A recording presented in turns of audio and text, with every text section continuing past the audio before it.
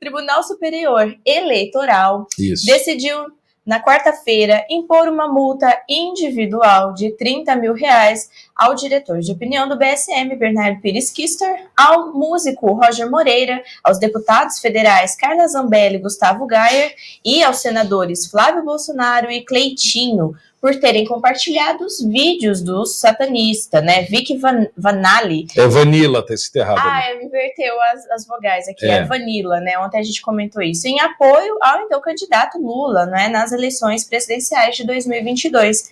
Segundo a decisão da corte, os influenciadores e políticos multados associaram o nome de Lula ao satanismo, ao compartilharem, abre aspas, conteúdo inverídico com potencial de afetar a normalidade do pleito, fecha aspas. É muito sério isso aqui. Então, assim, eu fiquei sabendo ontem pela mídia. Olha isso. A mídia teve acesso ao processo e a decisão, e eu não fui, né? Não foi sequer publicado o acórdão da decisão do TSE, ou seja, o ajuste, né, que eles fazem nas decisões, conforme a decisão de todos, mas a mídia já estava sabendo. Eu fiquei sabendo porque um perfil jornalístico de um jornal, sei lá qual que é o nome, que eu não lembro, entrou em contato comigo e pediu: você vai fazer alguma declaração a respeito de sua condenação? Eu falei: que condenação, né? Fiquei pensando, não respondi, né? Eu não estou sabendo de nada, porque no STJ eu ganhei. Eu ganhei em primeira, segunda e terceira instância o caso. Eu ganhei em todos os casos esse do satanista. Mas subiu no TSE, eu perdi. Mas assim, perdi. Meu advogado, eu acho que nem sei se teve oportunidade de fazer defesa, eu sei lá como é que está a situação, né? O Emerson está levantando as coisas, né, o meu advogado. E o mais assustador de tudo isto, que está na matéria, mas também há outras informações aqui, é que nos autos do processo, o próprio Vic Vanilla, este aí satanista que você está vendo do lado, ele mesmo disse que apoiou o Lula e que fez trabalhos para o Lula. O que o relator Raul Araújo afirmou aqui é mentira. Ele está dizendo que existe associação do candidato Lula com o simpatizante ao demônio. Negativo. O que nós dissemos, né, a narrativa que surgiu a partir da divulgação desse senhor aí, do Vic Vanilla, é que um satanista estava apoiando o Lula. É isso. E não que Lula estava se associando ao satanismo.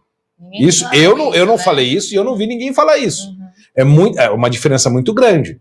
Né? Imagina, por exemplo, se um nazista declara apoio ao Bolsonaro. Isso significa que o Bolsonaro está se associando ao nazista? Não, significa que o nazista está associando a ele. Mas iria a mídia inteira dizer: tá vendo? Olha só, tem um nazista apoiando o Bolsonaro é nazista. E nada iria acontecer. Agora, como é um satanista declarado apoiando o Lula contra o Bolsonaro, dizendo que fez trabalhos, etc e tal, 1000 coisas, aqueles vídeos que se divulgaram, não é?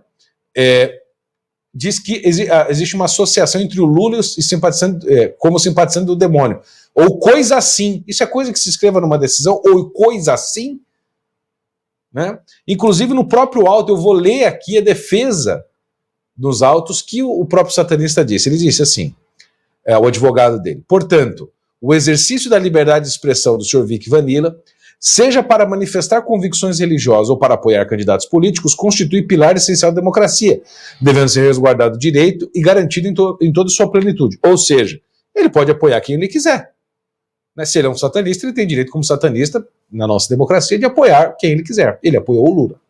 Ato contínuo insta a esclarecer que o posicionamento do representado, Sr. Vic Vanilla, em apoio ao candidato Lula em questão, sempre foi marcado por uma aversão contínua ao candidato oposto, Jair Bolsonaro. Então ele não só apoiava o Lula, mas ele combatia o Bolsonaro. É relevante frisar que essa postura, olha só o que diz o advogado dele, não sofreu qualquer alteração ao longo do tempo, mantendo-se firme e inalterada. E aí ele cita um vídeo do TikTok.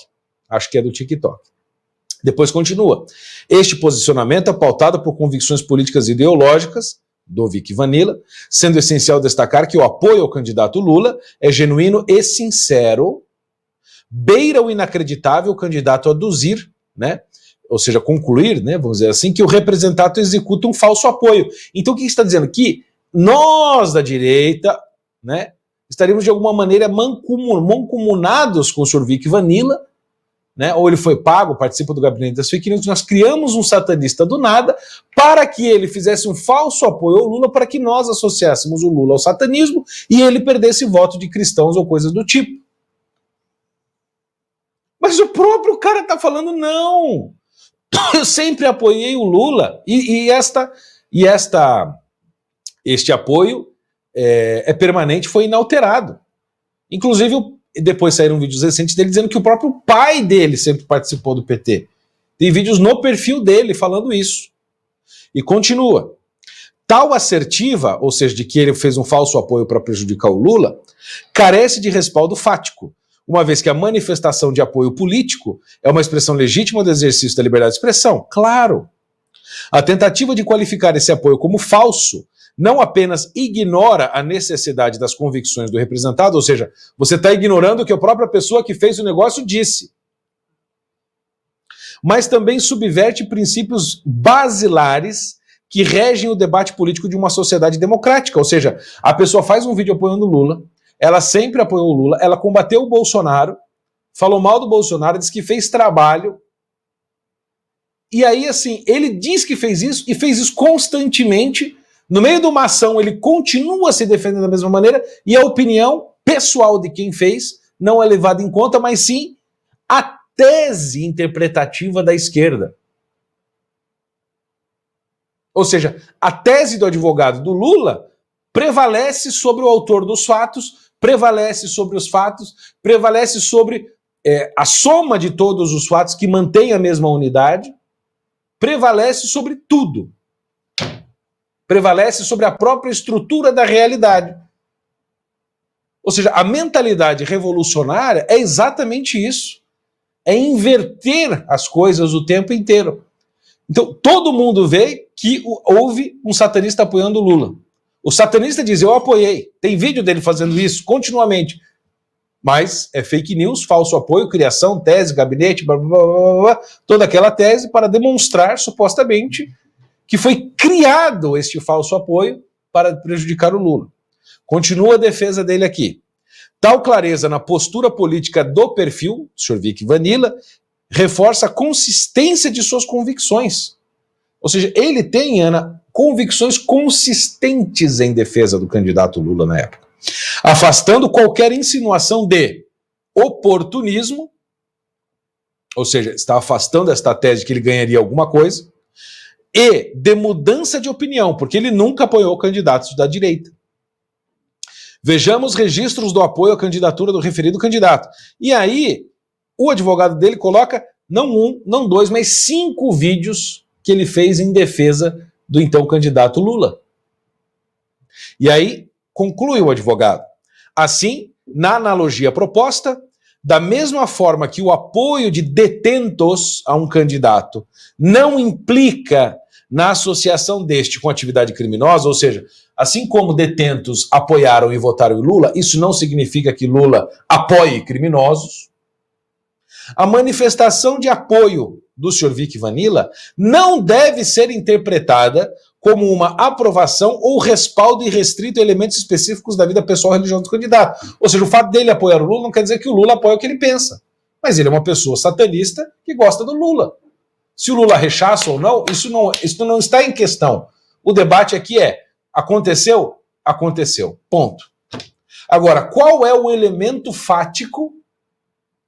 Qual é o elemento concreto, real, factual, constatável, demonstrável, provável, neste caso, que demonstre que eu, que a Bárbara do Te Atualizei, que o Rush, sei lá, mais quem, tenha criado este cara, ou tenha participado da criação deste falso apoio, e mais, Ana, que nós tenhamos dito que o Lula apoia o satanismo. Isto nunca foi dito e eu desafio os senhores juízes, advogados, promotores, Ministério Público, não sei quem está nesse caso, a demonstrar que pelo menos eu sei o que eu fiz, tenha falado que o Lula apoia o satanismo. Isto nunca foi dito. Portanto, esta tese do senhor Raul Araújo, que é o relator do caso, cai por terra. Mas, Ana, nós estamos, né? E aí, como disse o meu advogado aqui, na mensagem que ele me mandou, ele disse assim, ele falou, o próprio satanista juntou tudo que ele fez de apoio ao Lula mas é fake tudo, segundo os ministros. Não, daí eu falei, é inacreditável, meu advogado respondeu, não tem nada de jurídico porque eu não sei nem o que te dizer. Ou seja, o meu advogado, que é um advogado renomado, experientíssimo, que advoga causas até em cortes internacionais, para mim, um advogado tarimbadíssimo em direito digital, um dos pioneiros dessa área no Brasil, que dá formação na OAB de direito digital, o senhor Emerson Grigoletti, que tem uma profunda experiência, e as primeiras grandes vitórias contra as redes sociais na América Latina foi dele, contra o Facebook, contra o Instagram, contra o YouTube. Ele foi pioneiro nas vitórias contra a censura e a violência dessas big techs. Um homem desta categoria chega para o seu cliente, um dos clientes mais antigos dele, acho que desde 2018, 2019 nós estamos juntos, né? Como advogado e também amigo. E ele me diz, Bernardo, juridicamente eu não sei o que te dizer. Porque do ponto de vista jurídico não há o que dizer. É inacreditável. Eu sei que a ciência jurídica, diferente de outras, ela não é uma ciência exata. Mas toda a ciência jurídica envolve aspectos objetivos e aspectos subjetivos. Ou seja, aspectos factuais, demonstráveis, identificados por todos, e testemunhos, percepções, comportamento do réu, e etc. Aspectos que são próprios da pessoa. E que são fundamentais no caso. Por isso que se invoca, né, que se convoca testemunhas, etc. e tal, opiniões e percepções de peritos, etc., que não deixam de ser subjetivas também. Mas nesse caso, a objetividade das questões são tão óbvias, tão patentes, tão claras, que infelizmente, de novo, a gente tem que repetir a velha frase do Groucho Marx. Você vai acreditar em mim ou nos seus olhos? Neste caso, o TSE, que é o guardião e o promotor das nossas eleições, está dizendo, os fatos não importam. O que importa é o que nós dizemos que os fatos significam. Ainda que todo mundo tenha visto, inclusive todas as instâncias anteriores que eu venci, o PT, eu já venci várias outras do PT, que disseram que eu tinha feito fake news, como disse do agrofascista e não sei o que, eu venci todas do PT, tá? Todas, inclusive no TSE. Agora essa não. Porque eu sei que o PT, e aqui a gente começa a abrir um pouco os fatos, é carente de voto evangélico. Aí vem a minha interpretação da tese do porquê isso está acontecendo. É minha interpretação pessoal. Eu acho que ainda eu posso dar. O PT está há décadas, pelo menos há mais de uma década que eu sei, atrás do voto evangélico e eles não conseguem. A bancada evangélica é poderosíssima, hoje basicamente ela manda no governo, quer dizer, no governo, ela manda no antigo governo, né? Ou seja, ela pauta de alguma maneira muito fortemente o bolsonarismo e a própria direita. Ela é talvez uma das forças políticas mais expressivas e o movimento protestante, o movimento evangélico, ele é incontrolável. Porque você não tem uma hierarquia constituída como na Igreja Católica, em que você pega um bispo, ele comanda 250, 300 padres. E o que o bispo disser é lei entre os padres. Isso é bom por um aspecto, mas ruim por outro. Porque se você pega o bispo, você pegou todos os padres. Agora, no caso da Igreja Evangélica, você tem que dominar uma a uma. Entendeu a diferença? Então você tem que dominar a Igreja Evangélica do bairro X da esquina tal. Tem uma outra na próxima quadra, você tem que dominar também, porque elas são independentes. É por isso que as igrejas históricas evangélicas, como por exemplo, presbiteriana, batista, metodista e luterana, que são as mais antigas, estas estão dominadas pela esquerda. Por quê? Porque elas são antigas e têm universidades nas quais elas formam seus pastores. E o que a esquerda sabe fazer melhor que todo mundo? Infiltrar universidades. Então eles infiltraram todas com literatura, com professores, com sua filosofia, etc. e tal, e zoaram a cabeça, ideologizaram a cabeça de todos não, mas boa parte dos pastores dessas igrejas históricas. E são estas que geralmente se pervertem e apoiam a esquerda. Mas as igrejinhas de bairro, as igrejinhas pentecostais, as igrejinhas neopentecostais, que são absolutamente autônomas, com exceção de uma ou outra, estas são incontroláveis. Porque formam seus pastores na própria comunidade. Eles emergem do povo e não emergem da universidade controlada pela esquerda. Mas eu não sei se a esquerda percebeu isso ou se tem cérebro para perceber essas coisas. De que é basicamente impossível. É como dizia o Olavo, é como você matar a barata jogando naftalina uma a uma. Uma barata, pum, você joga uma naftalina, matou uma. Mas tem 200. Não tem como você pegar um SBP e jogar em todas, né? E atingir. Então, a esquerda está há muito tempo tentando pegar um movimento evangélico, como ela fez com a teologia da libertação na igreja. E ela não consegue, e não vai conseguir tão cedo, porque é um trabalho um a um. E este elemento do satanismo dentro da campanha do ano passado, de 2022, foi fundamental. Estes vídeos rolaram o Brasil inteiro, todos só se falava nisso. Se não fosse tão importante, o PT não teria entrado. E se não tivesse tido tanta repercussão até hoje, eles não teriam recorrido da decisão que eles perderam nos processos anteriores. Porque cortes superiores tendem a ser mais políticas, como o TSE e o STF. As cortes inferiores tendem a ser mais técnicas, vamos dizer assim, juridicamente falando.